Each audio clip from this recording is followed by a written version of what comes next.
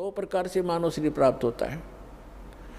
एक तो बता दिया आपको पूर्व जन्मों से, जैसे परमात्मा सन 1398 में सतलोक से चलकर आए थे, 1518 तक 120 वर्ष इस धरातल पर रहे, काशी के अंदर बनारस में जुल्हे के कार्य करते रहे और अपने बच्चों को एक समय में 1,000 स्थान पर प्रकट होकर परमात्मा ज्ञान सुनाया करते थे, उनको लाभ देते थे, आशीर्वाद देते थे, सुख हो जाता था। वो मंत्र जाप करते थे।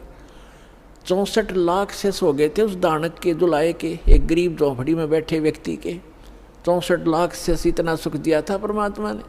तो उस समय आपको चार्ज कर गया भगवान, कबीर भगवान, और उससे आपके मनुष्य जीवन होते हुए आ रहे 64 लाख शेष थे उस टाइम। 64 लाख, ना कोई मीडिया था, ना कोई माइक स्पीकर था। वो परमात्मा असंख्य रूप बना सकता है। तो जिस कारण से उसने आप सभी को चार्ज किया, आपके मनुष्य जीवन होते हुए आ रहे हैं और आप पूजाएं भले ही दूसरी करते रहे, लेकिन पूर्व जन्म की बैटरी चार्ज थी आपकी, आपसे आपको सुख मिलते रहे। फिर भी कोई दुख क्रम का आता है तो आप इधर उधर भागते रहे, कोई मंदिर में, कोई गुरुद्वारों में, कोई पहाड़ों पर, कोई गुफाओं में, या किसी संतों की खोज करते रहे। उससे लाभ कुछ नहीं होना था आपको। और दूसरी प्रकार के जो व्यक्ति हैं, आपको बताया कि जैसे एक तो 84 लाख सभी प्राणियों के शरीरों में से गुजर के निकल के एक मानव शरीर टर्न वाइज मिलता ही मिलता है, स्त्री या पुरुष का। तो जो ऐसे 84 लाख योनियों से निकल कर आए हैं, वो काल के पक्के हैं, वो काल की फर्द में चढ़ गए, वो काल की रजिस्ट्री में है। अब वो भक्ति नहीं कर सकते। एक परिवार में 3 नाम ले चुके हैं, सत भक्ति कर रहे हैं, उनको समझा रहे, वो कह ठीक ठीक तुम कर लो। ये भी शुक्र है कि वो उनको मना नहीं करते, नहीं तो वो काल के दूत उनको भी मना कर दे, तुम भी नहीं जाओगे, ऐसा नहीं कर दोगे। ऐसा बताया परमात्मा ने कि जैसे ये कोयल क्या करती है, कोयल पक्षी है, ये अपना अलग से घोंसला बना करके अंडे उत्पन्न नहीं करती, क्योंकि उसके अंडों को काग खा जाते हैं, छोड़ते नहीं। इसलिए वो एक चतुरता, ऐसा फार्मूला अपना रखा उसने। जैसे मादा कवि ने अंडे उत्पन्न किए घोंसले में, और वो जाती है चुग्गा चरने इधर उधर, वो देख लेती है कि चलेगी काफ़ी दूर, तो उसके घोंसले में अपने अंडे उत्पन्न कर देती है। अब जो कवि आती है वापस,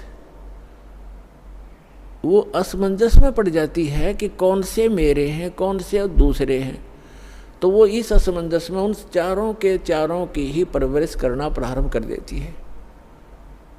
और जब वो बच्चे उत्पन्न होते हैं तो एक जैसा कलर होता है, कोई पहचान नहीं होती उनकी, बिल्कुल सेम टू सेम रहते।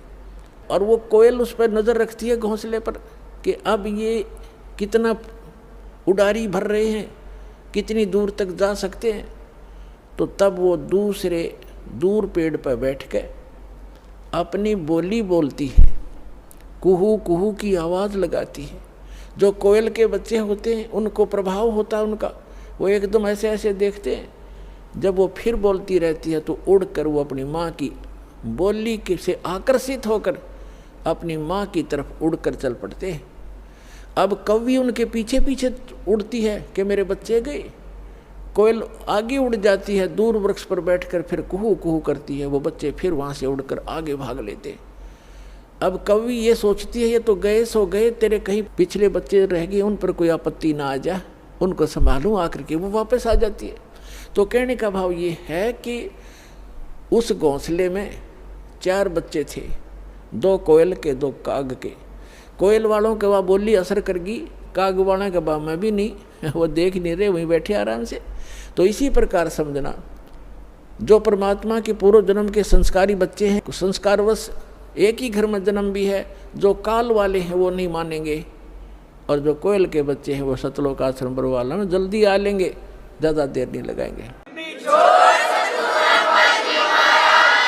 जो परमात्मा के बच्चे हैं, पूर्व जन्म के संस्कारी हैं, वो शीघ्र आ जाएंगे। परिवार के परिवार आ रहे हैं, वो सारे के सारे कोयल के हैं।